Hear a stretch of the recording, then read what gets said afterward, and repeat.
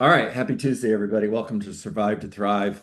Today, we're going to talk about how to get motivated buyers and sellers. Make sure you grab some pen and paper, take notes. I have 5 key points to talk to you about today, and I'll try to move along pretty quick here.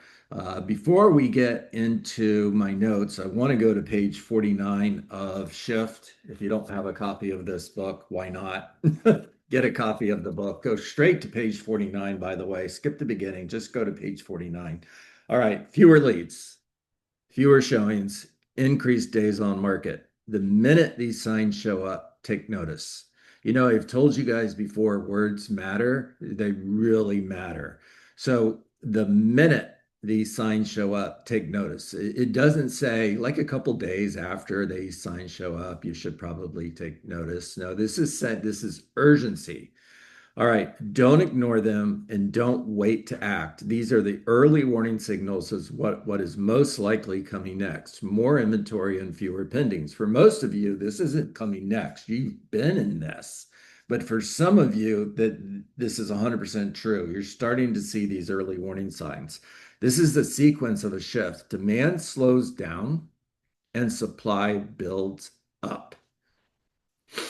It starts with fewer leads and ends with less closings. We sold fewer homes in 2024 than we have in the past 30 years, at least 30 years. Now, I can look that up. It's probably even more than that, but you should be paying attention to that. Buyers and sellers get thrown for a loop, and they in turn throw the market for one. So, for those of you who are talking about how difficult the real estate market is, how difficult your transactions are right now, there's your answer right there. Buyers and sellers get thrown for a loop, and they in turn throw the market for one. What felt like an unlimited supply of buyers and sellers suddenly feels very limited. Abundance quickly shifts to scarcity. All right, so we're going to get into my notes.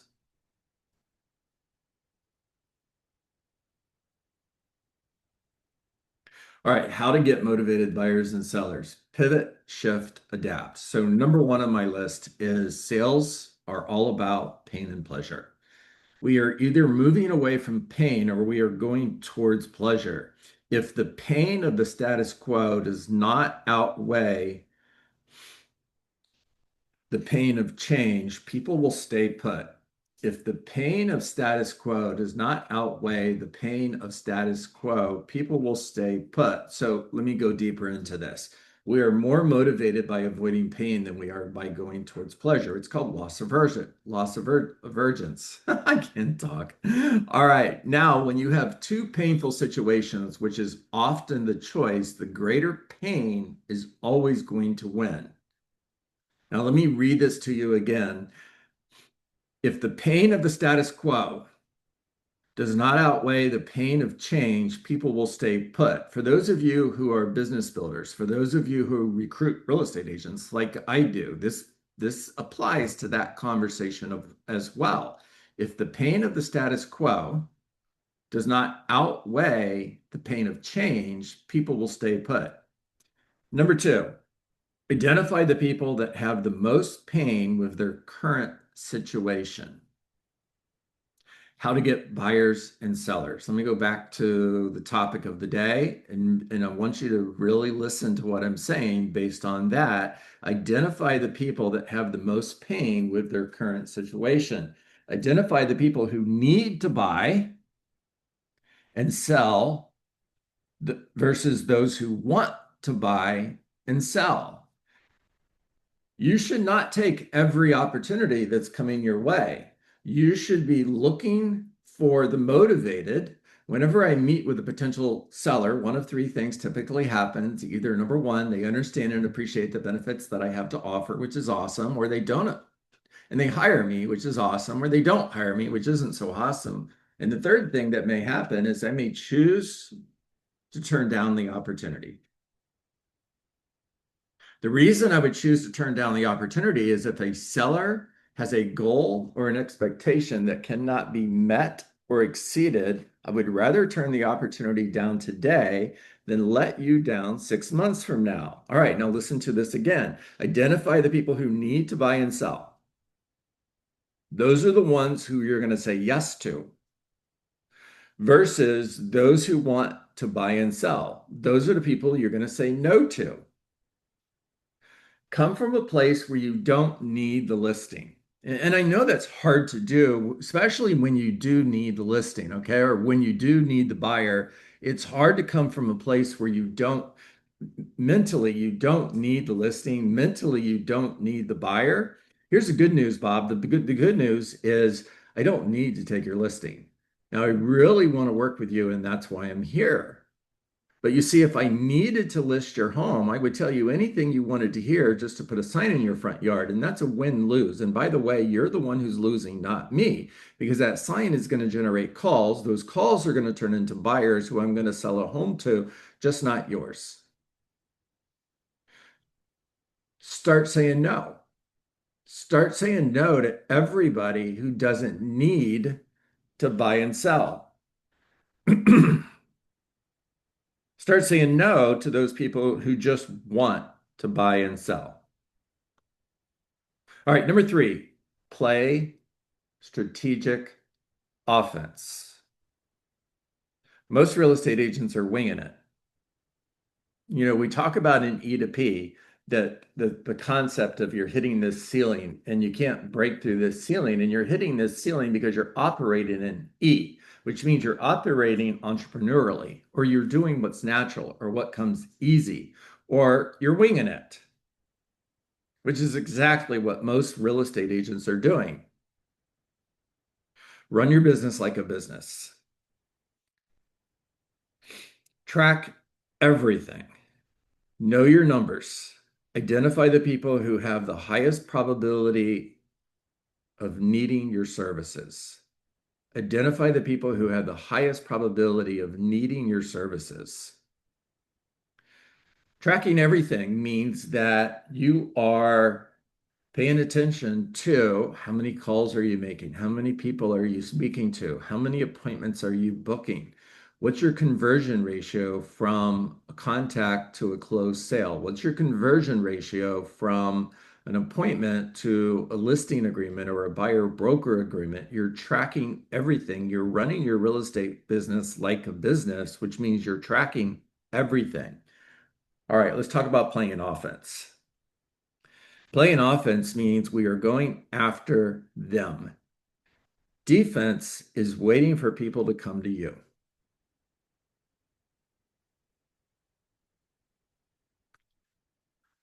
Can you repeat that?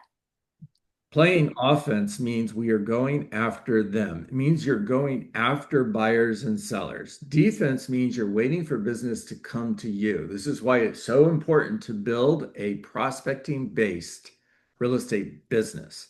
Prospecting-based, Geraldine, means you're a hunter. You wake up every day with one goal. You're hunting. You're hunting for motivated buyers and sellers. And if you are committed to your non-negotiable standards, you are not stopping until you've found at least one new buyer or seller who needs to buy and needs to sell. Now, that might take you several hours to do, but it's the one thing. And that one thing is the only thing that matters. And everything else is a distraction until you've accomplished that goal. Everyone else is a distraction until you accomplish that goal. All right, number four, why do people buy and sell?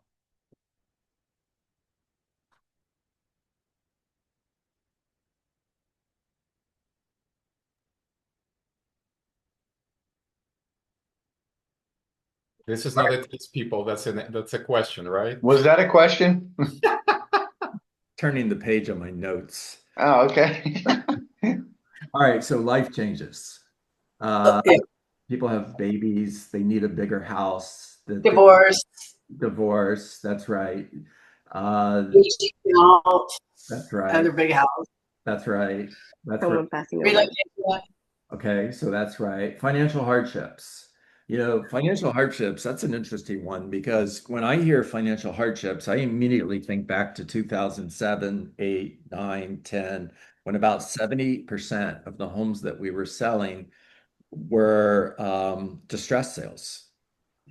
People were upside down. on their mortgages. There were a lot of short sales. Now, in the market we're in today, we're seeing people who are financially stressed. They can't afford their mortgage payments. Even though they have a 30-year fixed rate, doesn't necessarily mean that house payment is going to stay the same for 30 years because taxes, insurance, HOA fees, a lot of people are not able to make their mortgage payments today because of these different factors that are increasing those mortgage payments. Now, they may not be in a situation where it's a short sale because they have equity in their home. That's the biggest difference between this market and the last shift. In the last shift, we had a housing crisis that was largely because of 100% mortgages, for example, no doc loans, and people were getting into the house with no equity, or were getting into the house with negative equity.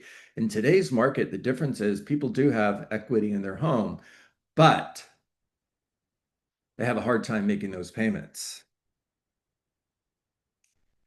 You need to identify those people. Those are the people who need to sell versus want to sell. Relo buyers. If you're in a market where buyers are relocating to, where are buyers coming from? Identify the top 10 relocation markets in the US, for example, and reach out to people in those areas in order to attract buyers that are relocating to your market. Or if you're in a market where everybody's leaving, then identify where are they going to and reach out to other real estate agents in those markets as an opportunity to work with other agents and get a referral. Move up buyers. I'm going to go through the list really quick, and then I'm going to come back to move up buyers here. Okay, move up buyers, downsizing, transitioning to like they're transitioning out of the last home they own into an assisted living facility, for example, divorce, probate. Okay, let's go back to move up buyers. When prices are decreasing, who should buy? Financially, who wins in a market when prices are decreasing? The answer is move-up buyers. If I am selling a $400,000 home to move into a $600,000 home, I'm a move-up buyer. If values have dropped by 10%, I'm losing $40,000 on the home I'm selling, but I'm gaining $60,000 on the home I'm buying. It's a net gain. Now, it's your job to educate everybody that you know. This is a really good time to sell. This is a really good time to buy if you are a move-up buyer. You are going to win financially because you're going to lose money on the home that you're selling, okay, but you're going to gain money on the home that you're buying. It's a net gain. All right, I'm at 9:27, so I'm going to pause right there. Guys, raise your hand and talk to me. All right, Sean, talk to me. The word pain came up a lot in your first two or three bullet points, Right. and which is an emotional term, right? So we're trying to get them to be emotional, whether it's the buyer or the seller, to make an action. Then the book keeps saying no to prospective buyers that aren't motivated, right? And as we know, it's not a no, it's just more not right now. All right now. So I would twist that and say maybe you're not working with them right now, and you kind of position them to work with them and yourself to work with them later when the pain comes. Yeah, Sean, I would add, and this will help with your mindset on this. You're not saying no to the person, you're saying no to the opportunity. Okay, Jacqueline, talk to me. You had mentioned the other day about being really picky about the listings that you take, and that really resonated with me, and I'm trying to use that. But my question is, we heard all about these golden handcuffs everybody was supposed to have. They were locked in these low rates and stuff. We have more inventory in the Austin market that we have ever had. So are other markets experiencing that too? Like, why so many listings? It's a shift. Any idea? Yeah, when fewer homes are being sold. Sorry, I'm not trying to be. I'm not trying to be. No, I mean, just overpriced. Okay, so homes are overpriced. It starts here. It starts with the fact that fewer homes are being sold. which means inventory is increasing. You have more homes on the market. Those homes are sitting on the market longer. You're in a market, you're moving to a market where there was 3 buyers for every 1 seller to a market where there's 3 sellers for every 1 buyer. And until that shifts back to a market where you have more people buying, you're not going to see things level off and you're not going to get back into a seller's market. Nobody should be surprised by this, okay? We've been in a seller's market since 2012.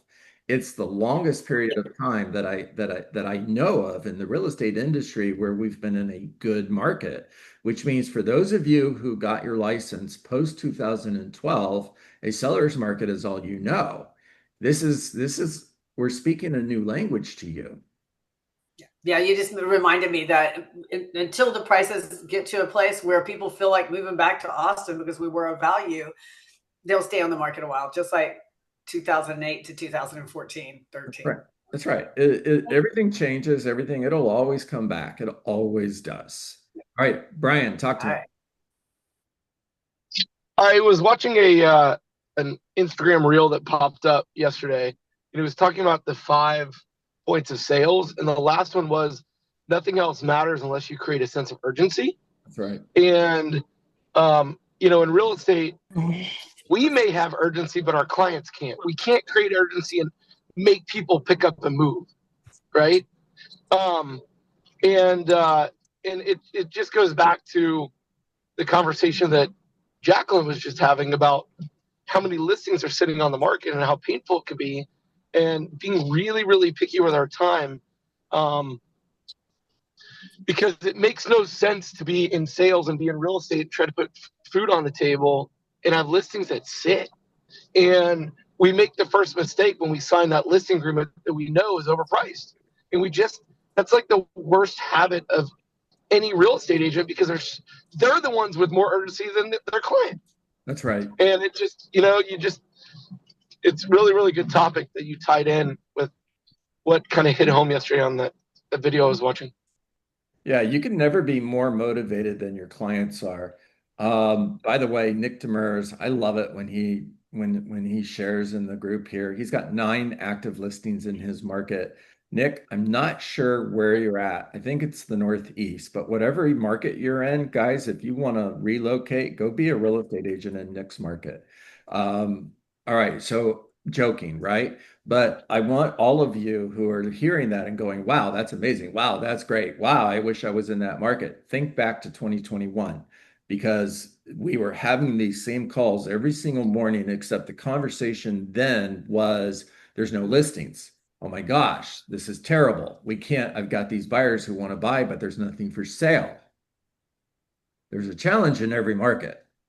All right, Kevin, talk to me. Kind of to piggyback on what Jacqueline was saying, about the inventory. I think that the mindset should be just ignore the noise, forget about it. It doesn't matter. The inventory in Vegas, I read yesterday, is 70% over last year. That is crazy. Yep. In Washington, D.C. area where I'm at, we are at 40% over. Yep. I just read the other day in Florida, inventory is 62 to 70% over last year. It's really irrelevant. Okay. And I really kind of enjoy this chaos in a way, because let's be real. 75% of agents who have not sold a single house, there's going to be 90% next year. And you guys all should be celebrating that, because that is a freaking opportunity for you. Okay. Just enjoy it. Go for the ride. Forget about it. Come to John's classes. John is preaching the gospel of reality, people. Thank you, Kevin. I appreciate that. And he's not paying me for it for some reason. I don't know. Awesome meeting, guys. Crystal, I love it when you raise your hand. Crystal is a part of Deets and Deets Real Estate Consultants, guys, here in the Tampa Bay area. So talk to me, Crystal. I was just going to say that I watched a video yesterday, a YouTube video, and just saying that a lot of sellers that aren't getting what they want, they're withdrawing. So also to keep track, because not really showing the numbers of who's not selling. So the inventory, if they're not getting what they want, they're pulling it off the market, Right. thinking that they'll just wait, that they're going to get more later when they're going to get even less later. So that's just another thing to be paying attention to, which I hadn't thought of. Priceless. Good stuff, Crystal. By the way, a seller who is taking their home off the market because they're not getting what they want, are they a seller who needs to sell or a seller who wants to sell? They could be either one. You have to It depends. find out. I love They it. want to sell. That's it. That's it. Keep it simple. They want to sell. If they needed to sell, they wouldn't be taking their home off the market. If they absolutely needed to sell, what would they do? They would drop their price until it sold. That's it. So simple. Find the bottom. That's it. 100%. All right, I'm at 9:35, but I got one more. Joanne Kelly, let's go.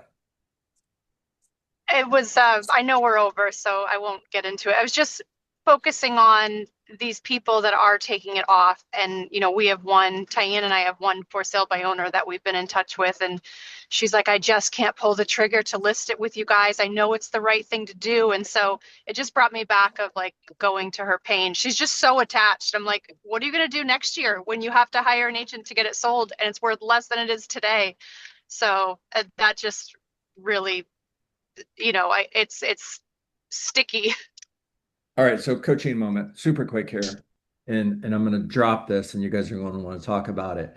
You can do a hassle-free listing with a for sale by owner where you give them the opportunity to continue to sell the property by owner and hire you.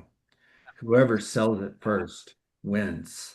You put in the listing agreement that if they find a buyer who's not being represented by an agent, they can cancel the listing with you at any time with no fee and no obligation. The only way that they're going to pay you is if you bring them an offer that they accept. They determine whether or not they're going to sell their home with you. And the only way they're going to sell their home with you is if they net what they want to net. All right, I got to go. You guys make it a great day, everybody. Genius. Thank you, John. Thank you, John. Really good one, John. Thank you. Always. My pleasure, guys.